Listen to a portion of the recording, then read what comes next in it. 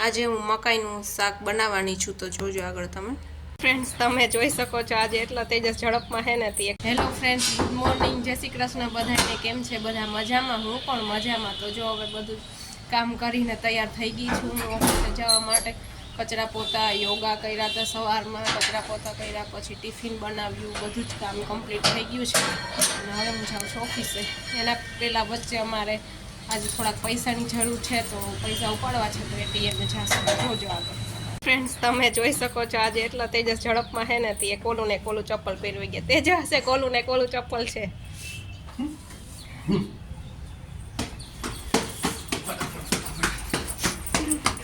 જો તમે જોઈ શકો છો. એક ચંપલ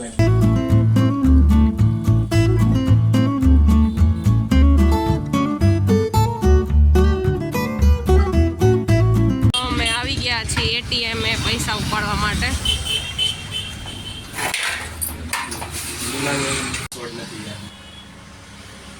જો તેજસને પાસવર્ડ નથી યાદ એટીએમ આવ્યા. બોલો.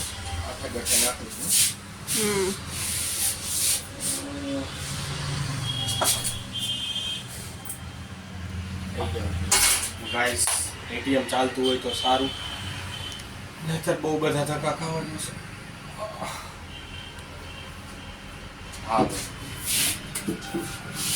ના પાડે. એટીએમમાં ટ્રાય કરી ચૂક્યા છે અમે, એમાંથી નહીં ઉપડતા. હવે નિધિ ટ્રાય કરે છે. બહુ મોટી સરપ્રાઈઝ છે. ઉપાડવા દેખે તમે.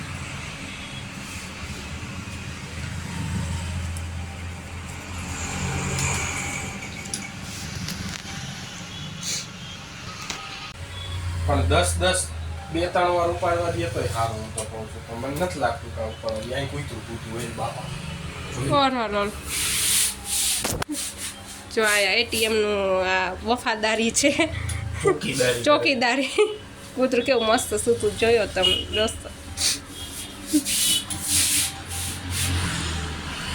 એ તો એક સૂતું ને એક પૈસા ઉપાડે.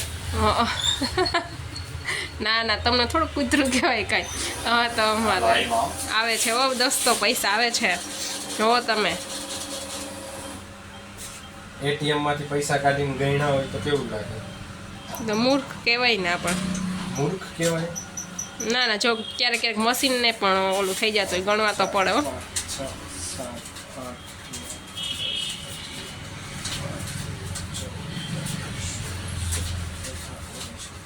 તું મને મૂર્ખમાં ગણે છે એમ ને? ના, ક્યારેક મશીન. ઓકે મિત્રો, મારો વારો પતી ગયો છે કેશનો. હવે નિધિનો વારો છે. અને યાર, એટીએમમાં કોઈક રબર રાખતા હોય તો બરાબર ને? એ ટચ સ્ક્રીન ને 2 બટન 2 ચાલશે. કેટલા નહીં ખાતે? 10 ઉપાડવા દેશે? 10 ઉપાડવા દે ને.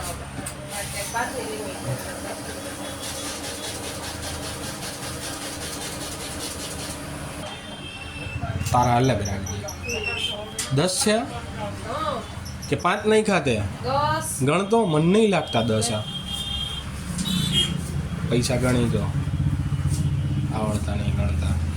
આન કરોડોપતિ થવું જોન, હાથમાં નહીં રહેતા 10,000 રૂપિયા. લે, એમ નો ગણાય એ. અચ્છા, તું ડાબોડી હો? હા,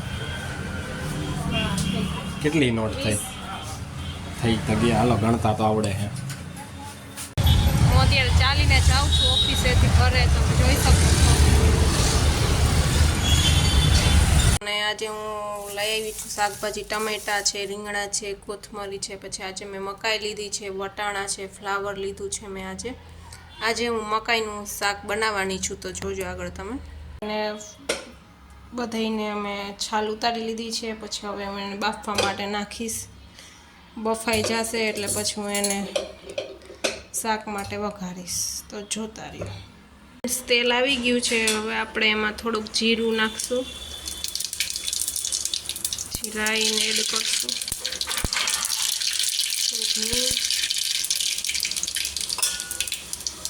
પછી એમાં એડ કરશું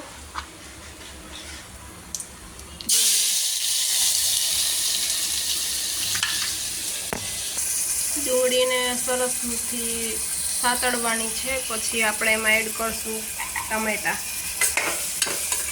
એકદમ સતળાઈ જાય પછી એમાં એડ કરશું ટમેટું. જો તેલ છૂટું પડી ગયું છે, હવે એમાં આપણે એડ કરશું ટમેટા. આપણે એમાં બધા જ મસાલા એડ કરી દઈશું. મરચું પાવડર, હળદર અને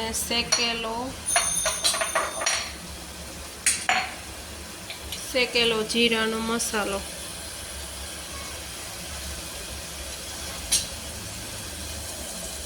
થોડુંક એડ કરશું અને સ્વાદ અનુસાર નમક. પાકી ગઈ છે, તમે જોઈ શકો છો તેલ ઉપર આવી ગયું એટલે ગ્રેવી પાકી ગઈ છે. હવે આપણે એમાં મકાઈના જે દાણા બોઇલ કરેલા હતા એ એમાં એડ કરીશું.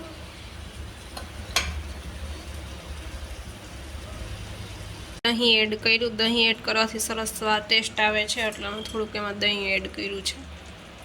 પછી આપણે એમાં ધાણા ભાજી નાખીશું. ફ્રેન્ડ્સ, મકાઈનું શાક બની ગયું છે. શાક અને રોટલી. તો ચાલો બધા જમવા.